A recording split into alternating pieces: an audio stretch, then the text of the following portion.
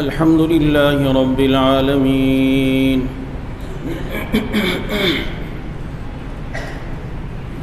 والصلاة والسلام على صاحب القرآن الحكيم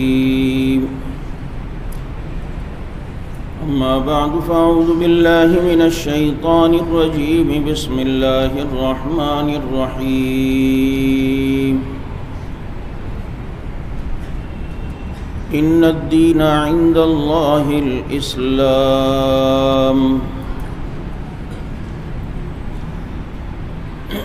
قال النبي صلى الله عليه وسلم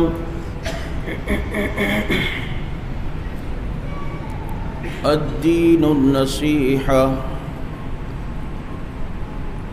صدق الله وصدق رسوله النبي الكريم ونحن على ذلك لمن الشاهدين والشاكرين والحمد لله رب العالمين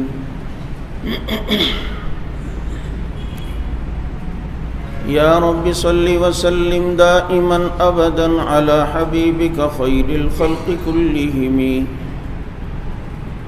هو الحبيب الذي ترجى شفاعته لكل هول من الأهوال مقتحم درود پاک۔ واجب الاحترام گرامی قدر سامعین، عزیز ساتھی و محترم دوستوں اور معزز بزرگوں، اللہ تعالیٰ نے اسلام کو کامل اور مکمل دین بنایا ہے، اور ان الدین عند اللہ الاسلام، اللہ نے اپنے لیے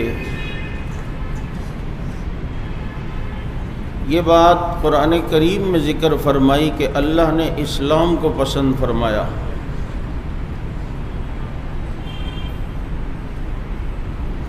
اور اسلام وہ حقانیت اور وہ برہان اور دلائل رکھتا ہے کہ حق کو پہچاننے میں کسی قسم کی کوئی بھی شک کی گنجائش نہیں۔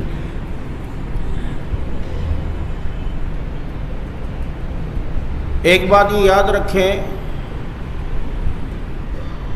ایمان نام ہے، اسلام نام ہے، زبان سے اللہ کی توحید اور نبی کی رسالت کا اقرار کرنا، اور دل سے بھی اس بات کا اقرار کرنا کہ اللہ وحدہ لا شریک ہے اور محمد صلی اللہ علیہ وسلم اللہ کے رسول ہیں۔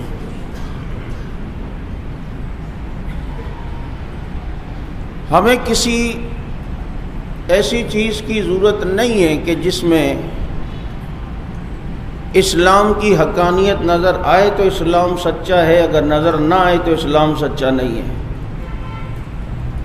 شک سے بالکل پاک۔ آج سے کچھ عرصہ پہلے بین المذاہب کانفرنس ہوئی، جس میں یہود، نصارہ اور مسلمان بیٹھے، اور یہ بات طے کرنے کے لیے کہ دنیا تیسری عالمی جنگ کی طرف جا رہی ہے، تو کس طرح اس تیسری عالمی جنگ سے بچا جائے۔ کہا کہ اس کا ایک ہی حل نظر آتا ہے کہ دنیا میں یہ تین مذاہب بڑے ہیں، اگر سب ایک مذہب کو فالو کریں اور ایک مذہب پر آ جائیں تو یہ جنگ نہیں ہوگی، کیونکہ یہ جنگ اصل میں مذہب کی جنگ ہے۔ وہاں یہ طے کرنا تھا کہ کون سا مذہب ہے کہ جو حق ہے، تو اس کے لیے کچھ ججز اور منصفین کو بٹھایا گیا اور انہوں نے کچھ اصول طے کیے۔ ایک اصول یہ کہ انہوں نے کہا کہ یہ دیکھنا ہے کہ نبی دین لاتا ہے تو جو یہاں تینوں مذاہب کے لوگ بیٹھے ہیں، کیا ان کا دین کسی نبی کی طرف منسوب ہے؟ تو یہودیوں نے کہا ہمارا دین موسیٰ علیہ السلام کی طرف منسوب ہے، عیسائیوں نے کہا ہمارا دین عیسیٰ علیہ السلام کی طرف منسوب ہے، مسلمانوں نے کہا ہمارا دین محمد الرسول اللہ صلی اللہ علیہ وسلم کی طرف منسوب ہے۔ ٹھیک ہے، موسیٰ علیہ السلام بھی نبی، عیسیٰ علیہ السلام بھی نبی، محمد الرسول اللہ صلی اللہ علیہ وسلم بھی نبی۔ پھر انہوں نے کہا کہ دیکھیں اس وقت یہ زمانہ کس نبی کا چل رہا ہے، تاکہ اس نبی کی شریعت کو لیا جائے اور فالو کیا جائے۔ اور جو نبی جس زمانے میں نبی ہوتا ہے اس زمانے میں اس نبی کا کوئی زندہ معجزہ بھی ہوتا ہے جو دنیا اپنی آنکھوں سے دیکھتی ہے۔ حضرت سلیمان علیہ السلام نبی، کئی معجزات دنیا نے دیکھے، پرندوں کی بولی بول رہے ہیں، ہوا کے دوش پہ تخت کو اڑاتے ہوئے لے کے جا رہے ہیں، جنات ان کے تابع ہیں۔ حضرت عیسیٰ علیہ السلام مادرزاد اندھوں کو بینا کر رہے ہیں، حضرت موسیٰ علیہ السلام پتھر پہ لاٹھی مانگ رہے ہیں، اس میں سے پانی نکل رہا ہے۔ یہ دور کس نبی کا ہے؟ اور جو نبی جس زمانے کا نبی ہوتا ہے اس کا کوئی معجزہ بھی ہوتا ہے، تو آپ لوگ اپنے اپنے نبی کا کوئی معجزہ دکھائیں جو اب بھی معجزہ نظر آئے، تاکہ پتہ چلے کہ جناب یہ نبی ہے۔ یہ بند کر دو بھائی، سب کی توجہ وہاں ہے۔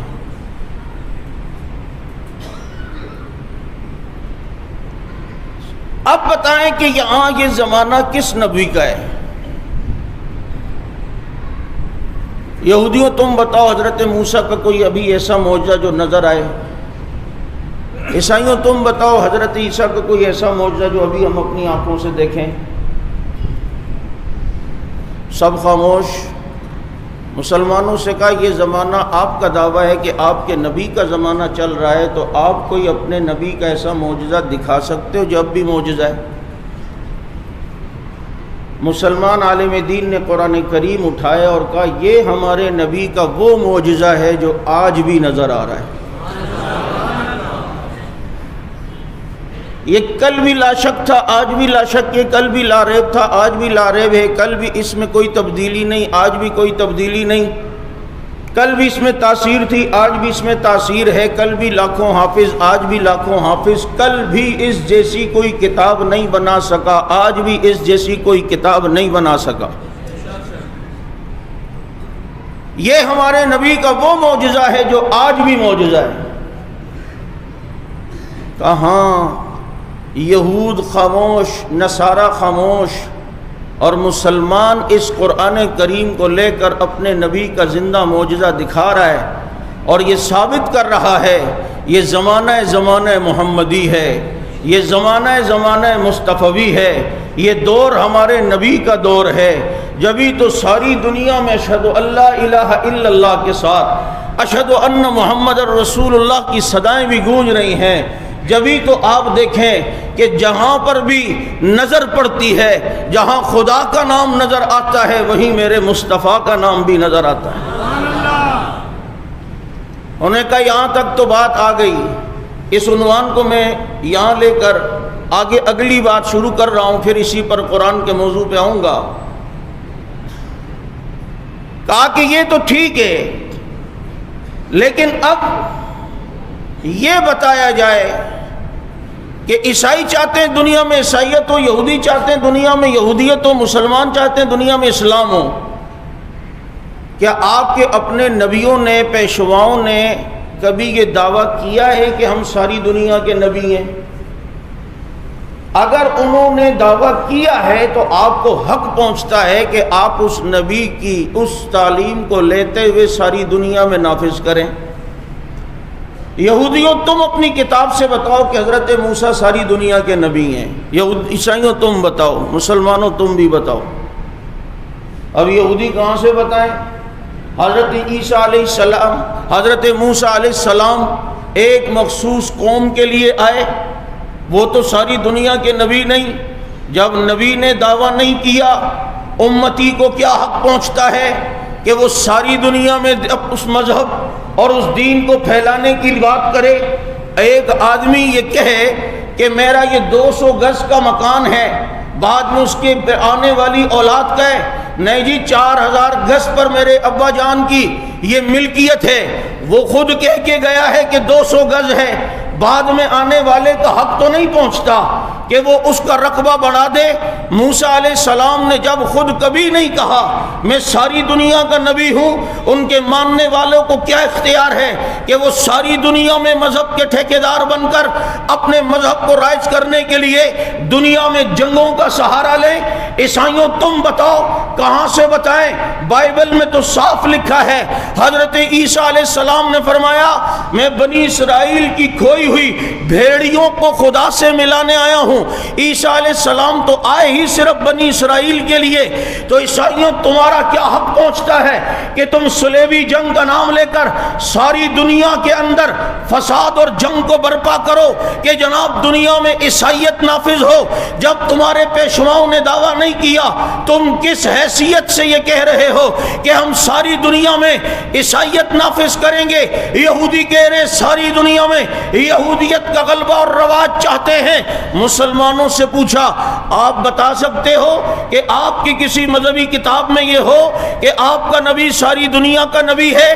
مسلمان عالم دین نے اپنا سینہ چوڑا کرتے ہوئے گردن کو اٹھاتے ہوئے فخر سے کہا ایک جگہ سے بتاؤں یا کئی جگہ سے بتاؤں؟ کہ یہ قرآن ہے، اس قرآن میں یہ ہے وَمَا أَرْسَلْنَاكَ إِلَّا رَحْمَةً لِّلْعَالَمِينَ۔ اگر اللہ رب العالمین ہے تو میرا نبی عالم کے لیے رحمت ہے۔ وَمَا أَرْسَلْنَاكَ إِلَّا كَافَّةً لِّلنَّاسِ، یہ نبی آئے ہیں تو ساری انسانیت کے لیے آئے ہیں۔ هُوَ الَّذِي أَرْسَلَ رَسُولَهُ بِالْهُدَى وَدِينِ الْحَقِّ لِيُظْهِرَهُ عَلَى الدِّينِ كُلِّهِ، یہ نبی اس لیے آئے ہیں کہ ان کا دین سارے ادیان پر غالب آ جائے۔ اور اللہ نے ہمارے نبی کو قرآن میں سورج کہا ہے، اور سورج پوری دنیا کے لیے ہوتا ہے۔ وَدَاعِيًا إِلَى اللَّهِ بِإِذْنِهِ وَسِرَاجًا مُنِيرًا، سورج ساری دنیا کے لیے، محمدی شریعت ساری دنیا کے لیے ہے۔ اس لیے میرا نبی پوری کائنات کا نبی ہے، بستیوں کا نبی ہے، گاؤں کا نبی ہے، کریوں کا نبی ہے، جنگلوں کا نبی ہے، بیابانوں کا نبی ہے، ریگستانوں کا نبی ہے، شرق کا نبی ہے، غرب کا نبی ہے، مشرق کا نبی ہے، شمال کا نبی ہے، جنوب کا نبی ہے، ساری کائنات کا نبی ہے۔ بلکہ میں تو یہاں تک کہتا ہوں میرا نبی ماضی کا بھی نبی، حال کا بھی نبی، مستقبل کا بھی نبی، نبیوں کا بھی نبی، رسولوں کا بھی نبی، فرشتوں کا بھی نبی۔ جہاں تک خدا کی خدائی وہاں تک مصطفیٰ کی مصطفائی ہے۔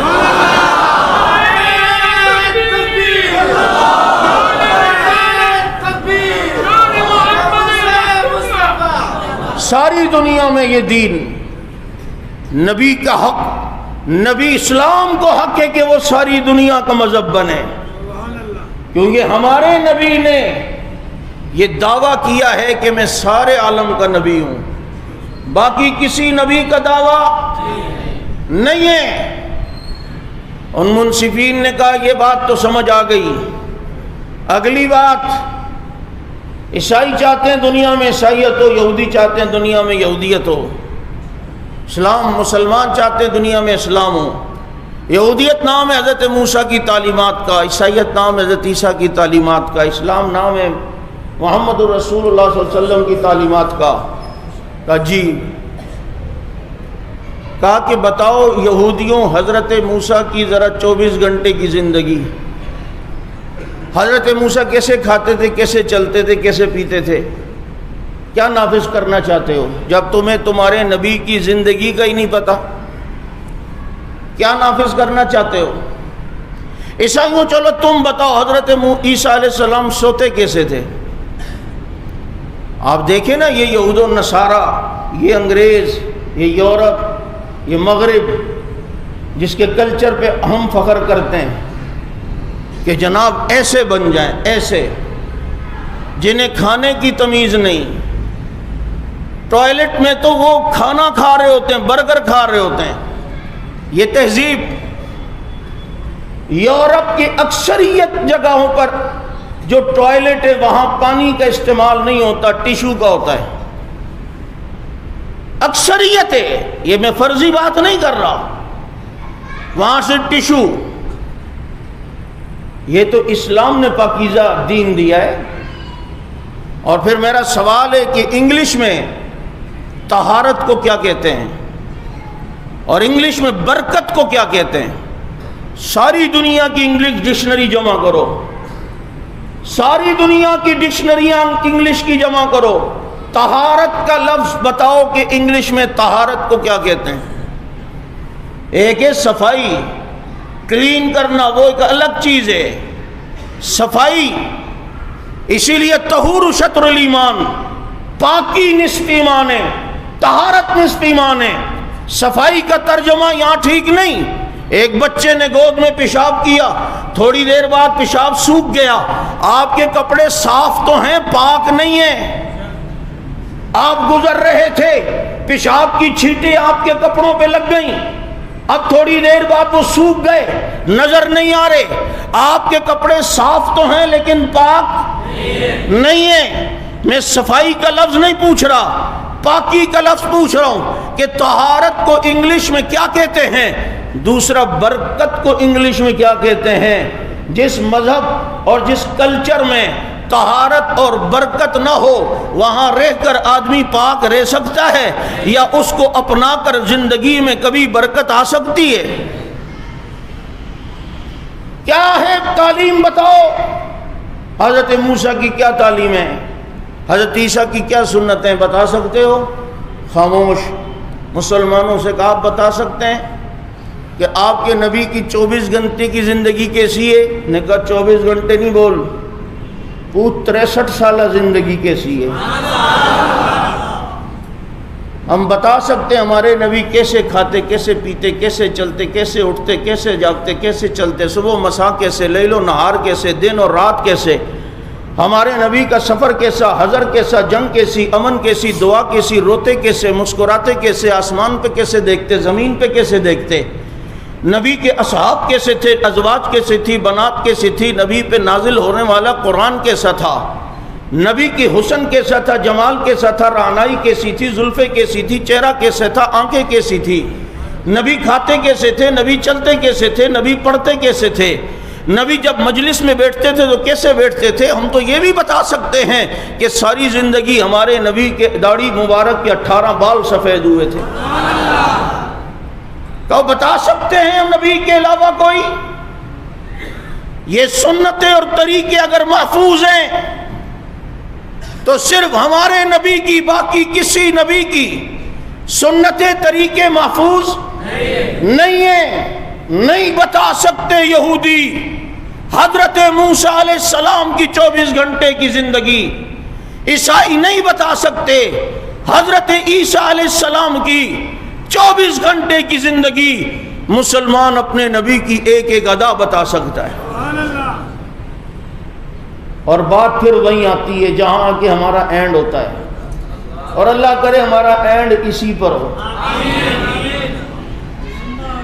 کہ کسی بھی نبی کی سنت تعلیم محفوظ نہیں، ہمارے نبی کی ایک ایک ادا محفوظ ہے۔ بابا وجہ کیا ہے؟ بابا وجہ صاف یہ ہے، کسی نبی کو ایسے ساتھی نہیں ملے جیسے ساتھی میرے نبی کو ملے تھے، کسی نبی کو ایسے صحابہ نہیں ملے جیسے ہمارے نبی کو ملے تھے، کسی نبی کو ایسے دوست نہیں ملے تھے جیسے ہمارے نبی کو ملے تھے، جنہوں نے نبی کی ایک ایک ادا کو دیکھا اور دیکھ کر محفوظ کیا اور محفوظ کر کے پھر ساری دنیا تک پہنچایا، اور امانت کے ساتھ پہنچایا، تسلسل کے ساتھ پہنچایا، تواتر کے ساتھ پہنچایا، ایمانداری کے ساتھ پہنچایا۔ کس طرح دیکھے 1400 سال بیت گئے ہیں، پیغمبر کی ساری سنتیں محفوظ ہیں، ادائیں محفوظ ہیں۔ بابا یہ سارے کام نبی نے کیے، ہم تو نہیں تھے، ساری اداؤں کو دیکھنے والے تھے کون؟ کون؟ جنہوں نے ساری دنیا کے اندر اسلام کو پھیلایا، پہنچایا۔ بڑی بڑی رکاوٹیں آئیں، بڑے بڑے پہاڑ آئے، بڑے بڑے موسمی تغیرات ہوئے، لیکن وہ اس بات کا عزم لے کے چل رہے تھے، نہیں ہے تیرا نشیمن کسر سلطانی کے گنبد پر، تو شاہی ہے بسیرا کر پہاڑوں کی چٹانوں پر۔ کیسر و کسرا کو دن میں تارے دکھانے والے کون؟ بولو۔ پوری دنیا میں اسلام اور دین پہنچانے والے کون؟ بہت آئے، رومی تھے، ایرانی تھے، بہت لوگوں سے انہوں نے پنگا لیا. جب یہاں لیا تو بڑا کچا سمجھ گئے، ہلکا سمجھ گئے. روم کے بادشاہ کو جب اطلاع ملی تھی نا کہ بھائی 1-2 علاقے قبضے میں آ چکے ہیں، کہ نو ٹینشن، چند عرب کے بدو ہیں، لٹیرے ہیں، ابھی بس تھوڑا سے توجہ دوں گا تو بھاگ جائیں گے. انہیں کیا پتا تھا یہ محمدی شیر ہے، جہاں جاتے ہیں تو اللہ کے حکم سے چھا جاتے ہیں. اور چڑھتے ہی چلے گئے، چلتے ہی چلے گئے، پھیلتے ہی چلے گئے. اسے پھر احساس ہوا بابا پنگا بڑے غلط لوگوں سے لے لیا. کن لوگوں سے پنگا لے لیا؟ یہ تو ہمارے مذہب کے لیے بہت غلط ہیں. انہیں پتہ نہیں تھا غلط نہیں ہے، یہ ایسے صحیح ہیں جو ان کے پیچھے چلے وہ بھی صحیح ہیں. ایسے ہی کوئی ملتی جلتی تاریخ ہمارے اس دور میں بھی ہوئی. ایرانیوں نے کبھی پاکستان پہ گولہ باری کی، کبھی ادھر بلوچستان پہ، کبھی ادھر، کبھی شام میں پنگا، کبھی عراق میں. 1 ہفتے سے خان صاحب کو بھی تنگ کر رہے تھے. وہ کہہ رہے تھا ماں مستی مکوا یار دنسوار ٹائم دے پنگا مکوا. لیکن وہ روزانہ ڈز. لیکن ان کو پتہ نہیں تھا یہ سامنے وہ ہیں جنہوں نے صحابہ کی یادیں اس دور میں تازہ کروائی ہیں. اپنے ساتھیوں کو نے کہا پاس ہے یار دانا منی اٹھو، اس کو ذرا سبق سکھا. نہیں یہ سمجھ رہا ہے کہ ہم یہ والے اور وہ والے اور یہ والے ہیں. اور پھر دے مار 4.5. پھر بدر و احد کے وارث جب میدان میں آئے، پھر کیسر و کسرا کو فتح کرنے والوں کے وارث جب میدان میں آئے تو دوسرے ہی دن ان کا سفیر جناب افغانستان کے امیر کے پاس کھڑا ہوا ہے. تصویر آپ دیکھیں، گردن کو جھکا کر اور بڑے ادب کے ساتھ کھڑا ہوا ہے اور کہہ رہا ہوگا بابا ہمیں پتہ نہیں تھا تم کون لوگ ہو، ہمیں اندازہ نہیں تھا، غلطی ہو گئی، پنگا ہم نے لے تو لیا لیکن اب سنبھالنا ہمارے لیے مشکل ہے. ایرانیوں تم بھول جاؤ، وہ ایسے نظریاتی لوگ ہیں، انہوں نے آپریشن کا نام بھی آپریشن عمر رکھا ہے. انہیں پتا تھا کہ اس نام کی برکت ہی کچھ اور ہے، اس نام کی تاثیر ہی کچھ اور ہے. وہ تمہارے ایران کے اندر گھس کے دکھا گئے ہیں. تم نے انہیں شاید صدام سمجھا تھا، وہ فوج سمجھی تھی. تم نے انہیں شاید شام اور عراق سمجھا تھا، تم نے شاید اپنے دیگر پڑوسی ملک سمجھے تھے. یہ وہ نہیں ہیں، یہ وہ ہیں جنہوں نے اس دور میں امریکہ کو دن میں تارے دکھائے ہیں. ایران کیا پدی اور کیا پدی کا شوربہ ہے. اور وہ گھسے، چوکیاں بھی قبضہ کر لی ان کی، بندے بھی پکڑ لیے، اور پکڑے ہوں گے تو وہ یوں کر رہے ہوں گے یہ کیا ہو گیا، یہ کیا ہو گیا. اور انہوں نے کہا دا کار صحیح نہ دے، یہ نہیں ہو گیا، راجہ دہی ہو گیا. تو پک زما قانون دے راجہ، یہ وہ نہیں ہو گیا، یہ ہو گیا.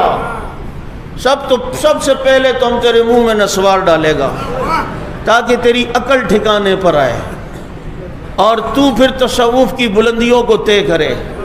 جب تو گھومے گا تو پھر جھومے گا، جب جھومے گا اور گھومے گا، ادھر تیرے جھومنے پر اور تیرے گھومنے پر اور تیرے پھر اس گھومنے کے بعد گرنے پر پاکستان میں کم از کم سپاہ والے تو خوش ہوں گے، ہے یا نہیں؟ میرے دوستو، اس طبقے نے ہمیشہ اسلامی ریاستوں پر حملہ کیا. تاریخ ہے. میرا چیلنج ہے، آج یہ اسلام کے ٹھیکیدار بن رہے ہیں اور یہ ارباب اختیار اور عوام یہ بھی توجہ سے اس بات کو سنجیدگی سے لے. چیلنج ہے، آج اس فتنے کو 1300 سال ہو چکے ہیں. کبھی اس نے کسی عیسائی ریاست پر حملہ کیا؟ کسی یہودی ریاست پہ شیعہ طبقے نے حملہ کیا؟ ہمیشہ اس کا ہدف رہا تو اسلامی ریاستیں رہی. ترکیوں سے انہوں نے پنگا لیا ہے، سلجوقوں کے ساتھ انہوں نے مسائل بنائے ہیں اور دیگر اسلامی ریاستوں کے ساتھ انہوں نے مسائل بنائے ہیں. ہمیشہ اسلامی ریاستوں کو ڈسٹرب کیا ہے. کیا بھول گئے ہو کرامتا کو جو کعبے کے اندر گھس کے حجرت اسود بھی اٹھا کے لے کر چلے گئے تھے؟ ہمیشہ اسلامی ریاستوں کو تکلیف دی، پریشان کرنے کی کوششیں کی ہیں اور اسلام کے خلاف سازشیں کی کی ہیں. کون تھا جس نے ٹیپو سلطان کے ساتھ غداری کی؟ کون تھا جس نے حیدر علی کے ساتھ غداری کی؟ کون تھا جس نے عراق میں ابن القمی کے ساتھ مل کر 18 لاکھ عراقی مسلمانوں کو شہید کرنے کا ذریعہ بنا؟ یہ ابن القمی تھا. یہ قوم ہمیشہ اگر مخالف رہی ہے، اسلامی ریاستوں کی مخالف رہی ہے. نہ اس نے یہود کے خلاف کبھی جنگ لڑی، نہ اس نے عیسائیت کے خلاف کبھی جنگ لڑی. ہمیشہ اس کا ہدف، کل بھی اسلامی ریاستیں تھی، آج بھی اسلامی ریاستیں. ورنہ اتنے عرصے سے القدس القدس القدس کے نعرے لگا رہے ہیں. کبھی اسرائیل سے پنگا لیا؟ 30 لاکھ یہودی ایران میں بستے ہیں. کتنے؟ ہاں 30 لاکھ. یہ تو الحمدللہ پاکستان ہے کہ اسرائیل کا پاسپورٹ ہی ہمارے یہاں نہیں بنتا. اور اللہ اس پر استقامت دے ہمارے حکمرانوں کو کہ یہودیت سے بائیکاٹ. اور تم نے 30 لاکھ کو پناہ دی ہوئی ہے. کبھی امریکہ سے پنگا ہوا ان کا؟ امریکہ میں کیا کیا ہوا؟ ورلڈ ٹریڈ سینٹر کے واقعات ہوئے، دیگر. کبھی شک کے درجے میں بھی امریکہ نے یہ کہا ہوگا کہ یار ایران بھی ملوث ہو سکتا ہے؟ انہیں پتہ ہے بابا بند کمرے میں معاہدہ ہوا ہے، تو یہاں سے منہ چڑھانا، میں وہاں سے منہ چڑھاؤں گا، دنیا دیکھے گی ہم دشمن ہیں، لیکن ایک دوسرے کو کہنا کچھ نہیں. قاسم سلیمانی کو خامنائی کے کہنے پر امریکہ نے ہٹ کیا کیونکہ وہ اس کی ٹکر کا لیڈر بن رہا تھا اور اندر کی بڑی سازشیں تھیں ان کی آپس کی. وہ جناب اس کو ہٹ کیا. اب دنیا کہتی اب تو ایران پنگا لے گا، اب تو دنیا کہہ رہی تھی اب تو ایران ضرور بدلہ لے گا، اور ایران بھی کہتا تھا ہم بدلہ لیں گے، ہم یہ کریں گے، ہم وہ کریں گے، ہم یہ کریں گے اور وہ کریں گے. اور پھر وہ کرنے اور یہ کرنے کے بجائے متخانوں میں جا کے صرف وہ کیا ہے یہ نہیں کیا ہے. ایسا ہی ہے یا نہیں ہے؟ ہمیشہ اسلامی ریاستیں ان کے ہدف میں رہیں. اور آپ دیکھ لیں آج بھی یہی ہوا. افغانستان میں جب امریکہ آیا تو بھائی اگر ایران امریکہ کو اپنا دشمن سمجھتا ہے تو ٹھیک ہے، مسلک کا اختلاف اپنی جگہ، لیکن خفیہ سپورٹ کم از کم طالبان کی انہیں کرنی چاہیے تھی یا نہیں؟ کہ بھائی اگر امریکہ افغانستان میں مستحکم ہو گیا اور مکمل قابض ہو گیا اور سکون سے بیٹھ گیا تو ہمارا ملک تو پڑوس میں ایران، پھر اس کا اصل ہدف ہم ہوں گے کیونکہ ہم بڑے دشمن ہیں. لیکن اس کو پتا تھا یہاں آنا نہیں ہے اور یہ آ گئے تو مصیبت ہے. اس لیے طالبان کے خلاف اس نے ہمیشہ محاذرائی رکھی، وہاں بغاوتیں کی، وہاں جو علاقے ان کے تھے وہاں ان مجاہدین کو کس طرح بے دردی سے شہید کیا. یہ سارے پنگے شروع سے کرتا ہوا آ رہا تھا. امریکہ آیا تو پھر بھی کیا. پاکستان امریکہ کو دشمن سمجھتا ہے اپنا، اسے پتا تھا افغانستان میں آ کے یہ بیٹھا تو پھر پاکستان کے لیے مسائل ہو گئے. چائنا بھی یہ سمجھتا تھا کہ اگر افغانستان میں آ کے بیٹھا تو چائنا کے لیے مسائل ہوں گے. چائنا اگرچہ مذہب کے اعتبار سے کمیونسٹ ہیں لیکن پھر بھی ان کی ہمدردیاں طالبان کے ساتھ اس لیے تھی کہ امریکہ یہاں مستحکم نہ ہو. پاکستان کی ہمدردیاں طالبان کے ساتھ اس لیے تھی کہ اگر امریکہ یہاں بیٹھ گیا افغانستان میں تو پھر جیسے روس نے افغانستان پہ حملہ کیا تھا تو ہدف اصل میں پاکستان تھا، یہاں بھی اصل ہدف امریکہ کا وہ پاکستان ہے. تو یہ اندرونی کم از کم کچھ نہ کچھ سپورٹ انہیں کر رہے تھے. اگر یہ خطرہ ایران کو ہوتا تو وہ بھی سپورٹ کرتا یا نہیں؟ لیکن ایسا کبھی بھی نہیں ہوتا کہ انہوں نے آپس میں کبھی جنگ لڑی ہو، اور ہوتا بھی نہیں ہے، ہو سکتا بھی نہیں ہے. کریدی کتی ہے چورا نال ملی دی ہے. بات سمجھ آ رہی ہے؟ بجائے اس کے یہاں حالات خراب کرنے کی کوشش کیسے ہوتی ہے؟ ملک میں فرقہ واریت، سارا متنازع لٹریچر یہاں سے آیا ایران سے. ایسا ہی ہے یا نہیں؟ اور چیک کرنے کے لیے کچھ نہ کچھ سوچے چھوڑتے ہیں. آپ کو پتہ ہے گزشتہ ہفتے ایک شخص کا کلپ آیا جس نے کہا کہ ہمیں اماموں کے لکھے ہوئے 4 نسخے مل گئے اور ہم برٹش میوزیم سے اس کی تصدیق کروا رہے ہیں، اور بہت جلد مسلمانوں کو، عوام کو اوریجنل قرآن مل جائے گا۔ یہ وہ لفظ ہے کہ عام آدمی، ایک ان پڑھ آدمی، اس کے سامنے بھی ان الفاظ کے ساتھ جب بات کی جائے وہ سمجھ جائے گا، اور اسے پتہ چلے گا جو یہ استعمال لفظ کر رہا ہے کہ اوریجنل قرآن جلد عوام کو مل جائے گا، تو یہ سمجھ میں آ رہا ہے کہ اس بولنے والے کا اس موجودہ قرآن پر ایمان نہیں ہے۔ کیا مطلب کہ اوریجنل قرآن؟ یہ قرآن اوریجنل نہیں ہے۔ اب جب یہاں سے اس کا رد عمل آیا تو اس کی ایک ویڈیو آئی وضاحتی بیان کے نام سے، جس وضاحت پر بھی کئی گرفت ہیں، جس وضاحت کی بھی وضاحت کی ضرورت ہے۔ اور یہ شخص شبیر میثمی، اس کے حالات یہ ہیں کہ یہ یہاں کچھ اور بات کرتا ہے، جب دباؤ آتا ہے تو وہاں کچھ اور بات کرتا ہے۔ پروف ہے، آپ یہ پہلی ویڈیو اس کی دیکھیں کہ اس میں عامر لیاقت کے پروگرام میں یہ بیٹھا ہے، اور جناب اس سے پہلے کسی شیعہ عالم نے یہ کہہ دیا تھا کہ ہمارا عقیدہ حضرت علی کا درجہ سارے نبیوں سے بڑا ہے۔ عامر لیاقت نے کہا توبہ توبہ، ہمارا تو نہیں ہے۔ اب ادھر سے جب رد عمل آیا یہ پریشان ہوئے، یہ تو ہم بدنام ہوں گے، عقیدہ تو یہی ہے، بدنام ہوں گے۔ اسی شبیر میثمی کو اگلے پروگرام میں بلایا اور اس سے کہا، تو اس نے کہا نہیں جی اہل تشیع کا عقیدہ نہیں ہے، انبیاء سے وہ افضل نہیں ہے، انبیاء کا درجہ حضرت علی سے بڑا ہے۔ یہ اس کا ایک کلپ ہے۔ اب آئیے اس کا دوسرا کلپ سنیں۔ دوسرے کلپ میں وہ کیا کہتا ہے؟ 3 دن کے بعد جمعہ تھا، اپنے باڑے میں جمعہ جب پڑھانے کے لیے آیا، عوام اس کی کھڑی ہو گئی۔ یہ دونوں کلپ ہمارے پاس ہیں۔ عوام کھڑی ہو گئی اور عوام اسے کہتی ہے آپ نے اس دن میڈیا پہ یہ کیوں کہا کہ جناب یہ حضرت علی کا درجہ انبیاء سے افضل نہیں، جبکہ بچپن سے ہمیں یہ عقیدہ پڑھایا گیا ہے علی کا درجہ نبیوں سے افضل ہے۔ اس نے آگے پھر اپنی عوام کو جواب دیا، کیا؟ دیکھیں بھائی، میڈیا ہے، ساری دنیا دیکھ رہی ہوتی ہے، ہم نے مذہب کی لاج بھی رکھنی ہوتی ہے، مذہب کی عزت بھی رکھنی ہوتی ہے۔ عقیدہ تو یہی ہے کہ علی علیہ السلام کا درجہ سارے نبیوں سے زیادہ افضل ہے۔ ادھر کچھ، باڑے میں کچھ، ادھر کچھ، اپنی عبادت خانے میں کچھ، اس کا یہ حال ہے۔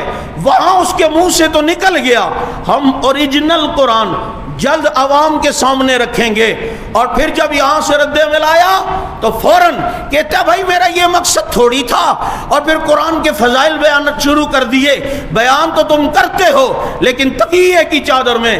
اب جناب پھر کہا میرا مقصد یہ تھا، ہمیں پرانا ٹیکسٹ ملا ہے اس سے ہم کمپیریزن کر رہے ہیں اور دکھا رہے ہیں، اور وہ بیعلی بالکل اسی جیسا ہے۔ ابھی کہہ رہا تھا ہم تصدیق کروا رہے ہیں برٹش میوزیم سے، اب ایک دم 2 دن کے اندر تصدیق بھی ہو گئی۔ کہ میرا مقصد تھا یہ قرآن موجودہ قرآن کو سپورٹ کر رہا ہے کہ دونوں میچ کر رہے ہیں۔ اگر دونوں میچ کر رہے ہیں، تیرا یہ مقصد تھا، تو پھر یہ کہنے کی کیا بات ہے کہ اوریجنل قرآن جلد عوام کو ملے گا؟ تو یہ اوریجنل تھا تو یہ لفظ کہنے کی ضرورت کیا تھی کہ جلد اوریجنل قرآن عوام تک ہم پہنچائیں گے اور عوام کو واپس کر دیں گے۔ چنانچہ اب اس کی وضاحت یوں شروع کر رہا ہے، وہ ملا ہے پرانا نسخہ، ہم اس قرآن کو سپورٹ کر رہا ہے، تو ہم نے یہ کہا تھا میرا مقصد یہ تھا، تیرا مقصد جو بھی تھا، تو اب جتنی وضاحتیں کر، تیرے منہ سے جو بات نکل گئی وہ تیرے دل کی آواز ہے۔ یقولون بافواہہم ما لیس فی قلوبہم، تمہارے دل میں قرآن کے متعلق کچھ اور ہے، زبان پر تمہارے اوپر زبان پر وہ جملے کچھ اور ہیں۔ اب اس کی وضاحت یوں کر رہا ہے، اگر تو پرانے نسخوں سے اس قرآن کی تصدیق، اول تو بات یہ ہے جس کا اس قرآن پر ایمان ہے کہ یہ قرآن سچا ہے، اسے کیا ضرورت ہے گلیوں گلیوں میں ڈھونڈنا کہ کوئی ایسی چیز ملے جس سے ہم تصدیق کر لیں کہ یہ قرآن اوریجنل ہے، یہ قرآن یہی والا ہے۔ بابا آپ کو کوئی ایسی چیز ڈھونڈنے کی ضرورت ہے؟ یا آپ گلی گلی گھومو گے، یا پرانے نسخوں کو چھان مارو گے، یا پرانے میوزیم یا پرانے کسی جناب جگہوں سے جا کر کلمی نسخے اٹھا کر یہاں کمپیریزن کی کوشش کرو گے ملانے کی؟ ہمیں کیا ضرورت ہے تو نے ٹھیکہ لیا ہوا ہے اس قرآن کو. اس پر اعتراض کس مسلمان نے کیا ہے کہ تجھے اب تکلیف ہو رہی ہے کہ جی بڑے اعتراض جیسے ہو گئے, مسلمان نہیں مان رہے, مسلمان جیسے نعوذ باللہ اس قرآن پہ شک میں آ گئے ہیں, تو بڑا ٹھیکیدار بن کے پرانا نسخہ لا کے کہہ رہا ہے وہ جی میری مراد یہ تھی, یہ دیکھو وہ بھی ایسا اور یہ بھی ایسا ہے. اس قرآن کی تصدیق کرانے کی تجھے کسی نسخے سے ضرورت ہی کیا ہے؟ ضرورت اسی کو پڑے گی جو اس پر ایمان نہیں لاتا, جس کو آج تک اس قرآن کے اصلی ہونے پہ شک ہے, حقیقی ہونے پہ شک ہے. ہم الحمدللہ مسلمان ہیں, اسی قرآن کو مانتے ہیں, حقیقی مانتے ہیں. یہی قرآن تھا جو لوح محفوظ میں تھا, یہی قرآن تھا جو جبریل نبی پہ لایا تھا, یہی قرآن تھا جو نبی نے صحابہ کو دیا تھا, یہی قرآن تھا جو ابو بکر صدیق نے اپنے دور میں لکھوایا تھا, یہی قرآن تھا جو صحابہ نے ساری دنیا میں پھیلایا تھا. تمہیں اب تصدیقوں کی ضرورت؟ پھر بھی میرا سوال ہے, یہ میثمی جو کہہ رہا ہے بھائی ہمارا عقیدہ یہی اصل قرآن ہے, یہی, اگر تو اپنی بات پہ سچا ہے, اگلے کلپ میں تو یہ کہنا کہ غار میں کوئی قرآن نہیں ہے, تو یہ کہنا. پھر اگر تو اپنی بات پہ سچا ہے تو تو کہنا کہ غار میں کوئی قرآن نہیں ہے. پھر دیکھ تیری عوام تجھے جوتے کیسے مارے گی, کیونکہ ان کا ذہن تم نے یہی بنایا ہوا ہے.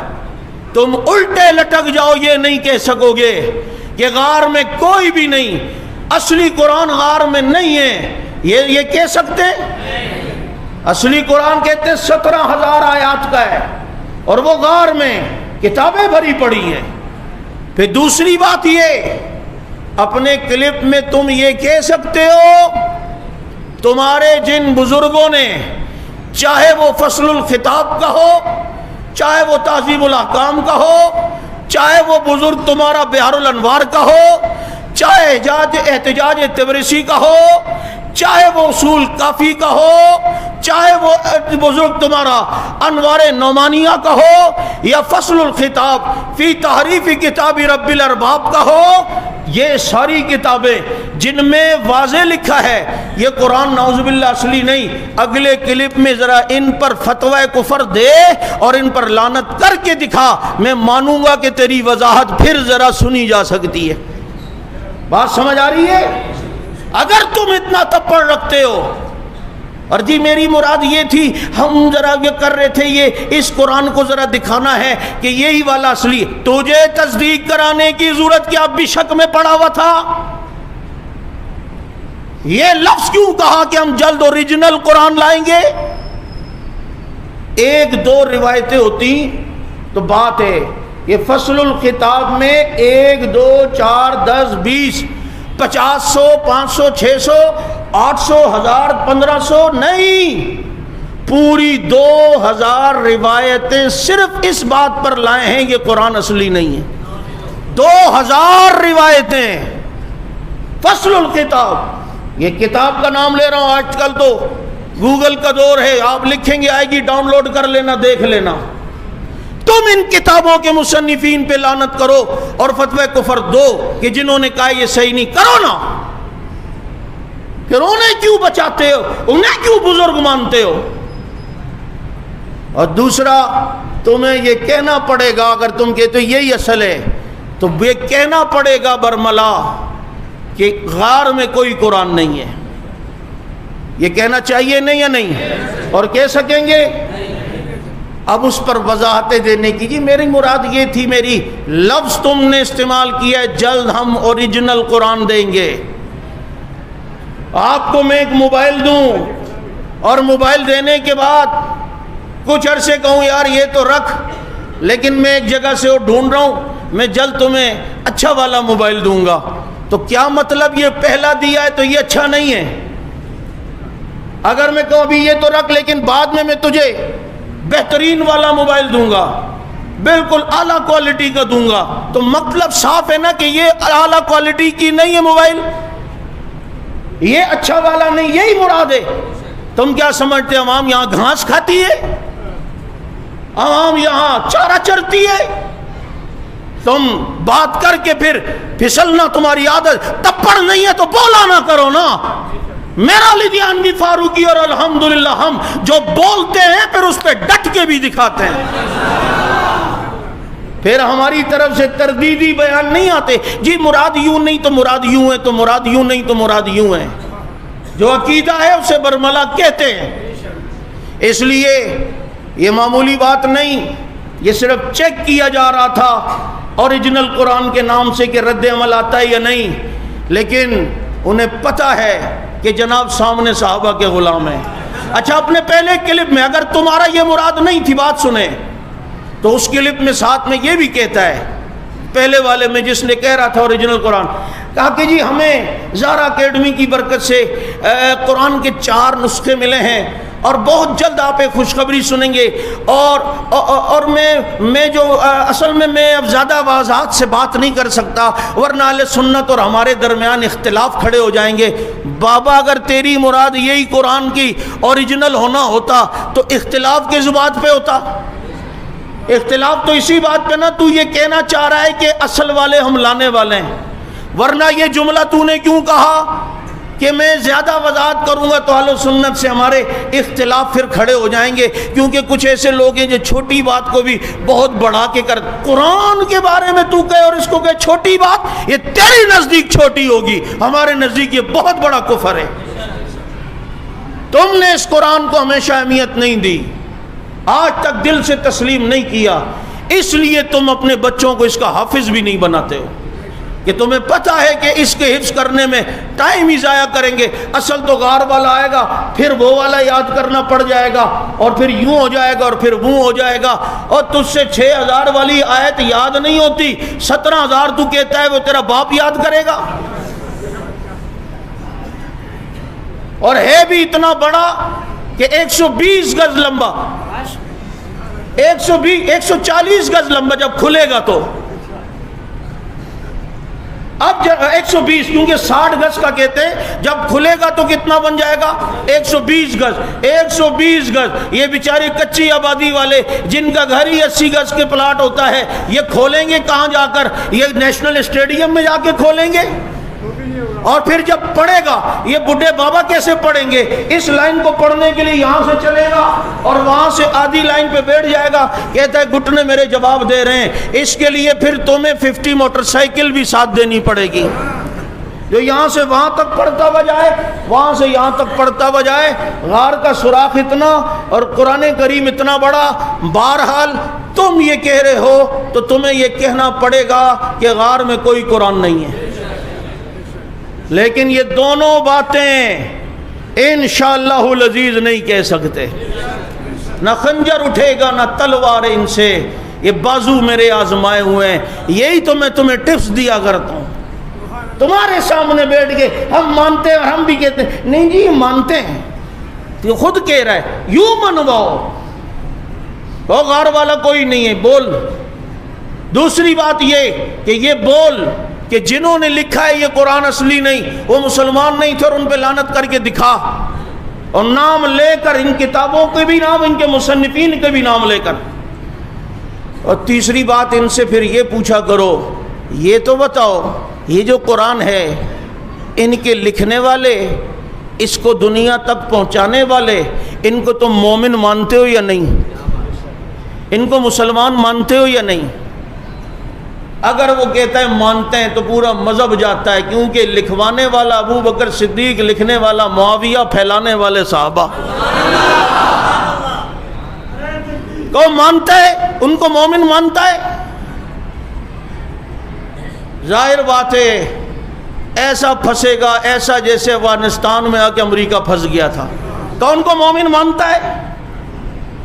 اگر وہ کہتا ہے نہیں تو کوئی یہ صحیح بات ہے کہ اللہ کی اتنی بڑی کتاب اور اللہ نے کافروں سے ان کو پھیلایا ہے، نعوذ باللہ، اتنی بڑی امانت نبی نے اتنے غیر اہل لوگوں کو دے دی، یہ اہل تھے صحابہ، اسی لیے اتنی بڑی قرآن کی امانت اللہ کے نبی نے صحابہ کو دی ہے، کیونکہ اللہ نے قرآن میں نبی کو فرمایا ان اللہ یامرکم ان تؤدوا الامانات الی اہلھا، اے نبی امانت ان کے اہل کو دینا، نا اہل کو امانت نہ دینا، یہ اللہ نے نبی کو حکم دیا ہے۔ اس قرآن کے لکھنے کا اہل معاویہ تھا، اسی لیے اسے کاتب وحی بنایا اور پھر صحابہ کو یہ قرآن دیا، کیونکہ صحابہ اس کے اہل تھے، کیونکہ اللہ نے کہا ان اللہ یامرکم ان تؤدوا الامانات الی اہلھا، اے نبی اللہ حکم دیتے ہیں امانت اہل کو دینا، نہ اہل کو عہدے نہ دینا، نہ اہل کو امانت نہ دینا۔